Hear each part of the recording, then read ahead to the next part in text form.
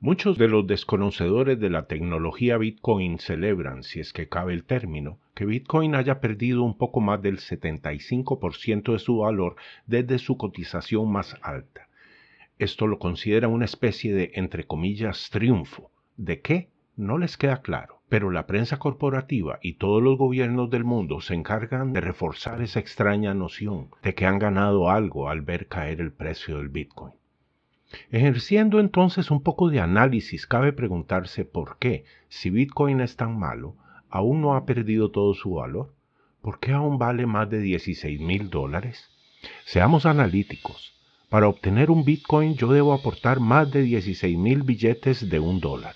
Así las cosas, puedo entonces interpretar que Bitcoin solo ha alcanzado su piso, es decir, su soporte en un monto superior a los $16,000, y que todo lo anterior con respecto al precio cercano a los $70,000 fue producto del desenfreno especulativo de un mercado que fue inundado con dinero nacido del aire. Y así como Bitcoin saltó al cielo, igualmente lo hizo el precio de la madera, que subió 90% en menos de 3 meses, y hoy ha perdido más del 75% de dicho valor. Sin embargo, no debemos olvidar la subida del 600% en el precio del gas en Europa, el carbón más del 300%, el aceite comestible 80% y varios rubros más, incluidos el trigo y el maíz. Entonces, no tiene nada de extraño que conforme prácticamente todas las acciones caigan, el Bitcoin haga lo mismo. Avísenme entonces cuando esté ocurriendo que las acciones de los bancos y de las compañías tecnológicas suben y el Bitcoin cae. Ahí empezaría a preocuparme por el Bitcoin, antes no. Obsérvese que no he incluido el tema de los bonos del Tesoro estadounidense, el alfa y el omega de este sistema fiat en agonía. Pues bien, pese a la intensa intervención que la Fed ha hecho en este tema, con lo que lograron bajar hace más de un mes el rendimiento del bono a 10 años debajo del 4%, hasta caer debajo de 3.5%, la alegría duró poco, pues ya dicho rendimiento empieza a acariciar el 3.8%, camino de nuevo al 4%. Otro problema importante es que para bajar la inflación, la tasa de interés de la Fed debe aumentar, y al aumentar se produce la recesión. A este propósito, la Reserva Federal elevó la tasa de los fondos federales en 50 puntos base a 4.5% durante su última reunión de política monetaria del año 2022, elevando los costos de endeudamiento al nivel más alto desde el año 2007 y en línea con las expectativas del mercado. Fue la séptima subida de tipos consecutiva, tras 4 subidas consecutivas de 3/4 de punto. Los formuladores de política reafirmaron que los aumentos continuos en el rango meta serán apropiados para lograr una postura de política monetaria que sea lo suficientemente restrictiva para regresar la inflación al 2%. La Fed ahora espera que las tasas de interés alcancen el 5.1% el próximo año, el 4.1% en el año 2024 y el 3.1% en el año 2025, un nivel más alto que el indicado anteriormente. Mientras tanto, las proyecciones de crecimiento del Producto Interno Bruto se revisaron al alza para este año 0,5% frente al 0,2%, pero se redujeron para el año 2023 del 0,5% frente al 1.2% y 2024 1,6% frente a 1.7%. Las previsiones de inflación se revisaron al alza para 2022, 5,6% frente a 5,4%, 2023, 3,1% frente a 2.8% y 2024, 2.5% frente a 2.3%. No obstante, volviendo al rendimiento de los bonos del Tesoro, conforme este rendimiento sube, la descomunal deuda de los Estados Unidos se acerca al impago. ¿Y por qué sube el rendimiento de los bonos? Porque su precio cae. Y este precio cae porque la gente deja de comprar los bonos y en cambio los venden, deshaciéndose de ellos, ante una pérdida de confianza en el sistema. Recordemos que los principales tenedores de bonos del Tesoro estadounidense son los bancos centrales de todo el mundo, ya que es con estos que acumulan sus reservas, y ahora están dejando de hacerlo. Y para cerrar con broche de oro, el aumento de este rendimiento ejerce presión, especialmente junto con el interés de la Fed, sobre la tasa de crédito bancario. Y como corolario de corolarios, la tasa de hipoteca a 30 años subió de 2.75% a finales del año anterior, es decir, 2021, a casi 7% hace un par de semanas, y ahora está en 6,5%. Esta es una subida superior al 100% en la tasa de préstamos hipotecarios en menos de un año. Es decir, esta es la tasa que rige el mercado inmobiliario. Y esto termina de explicar por qué vemos el desplome reciente del precio de los bienes raíces de hasta un 50% en Las Vegas, Nevada, y 30% en otras áreas aledañas, y generalizando la caída en el precio de las viviendas más grave de la historia, es lo que estamos viendo, según hemos reportado en varios vídeos recientemente. Entonces, ¿murió el Bitcoin?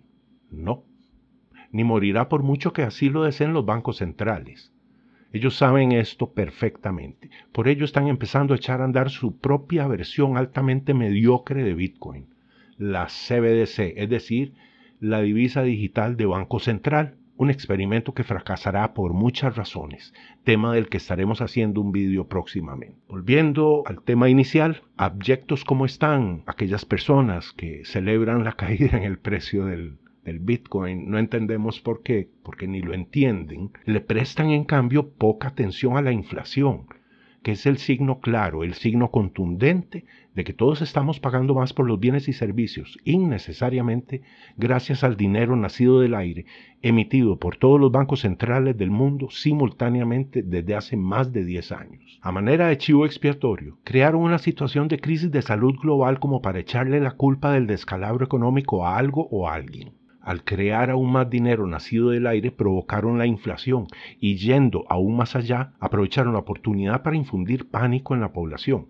en aras de obtener una especie de mansedumbre global para el debido sometimiento ante las corporaciones, que están en contubernio con los gobiernos hoy títeres de esas corporaciones. Por otro lado, el mínimo análisis económico de lo que acabo de decir revela que la emisión de dinero nacido del aire sin control venía ocurriendo muchos años antes de esta supuesta crisis de salud global.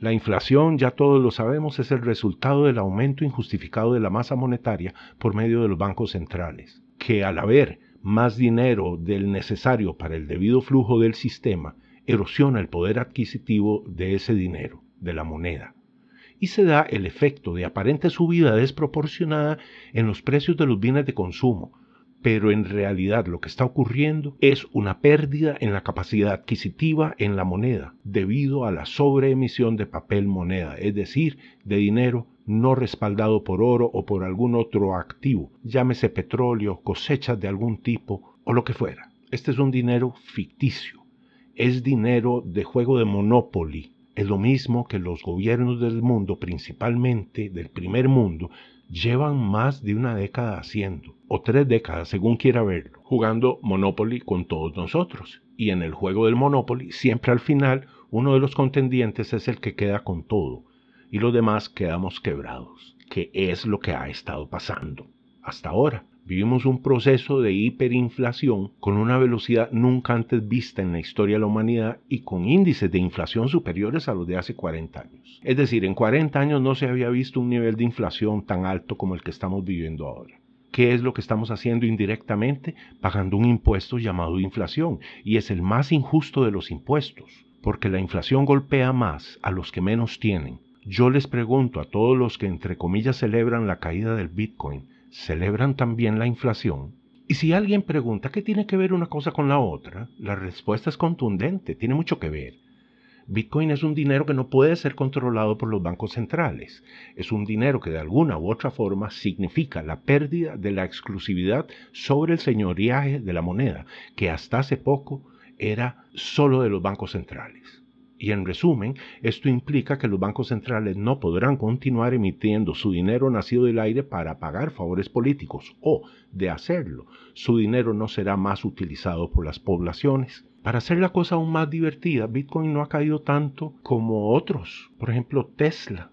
Las acciones de Tesla han caído un poquito menos que Bitcoin. con la enorme diferencia de que Bitcoin es la descentralización.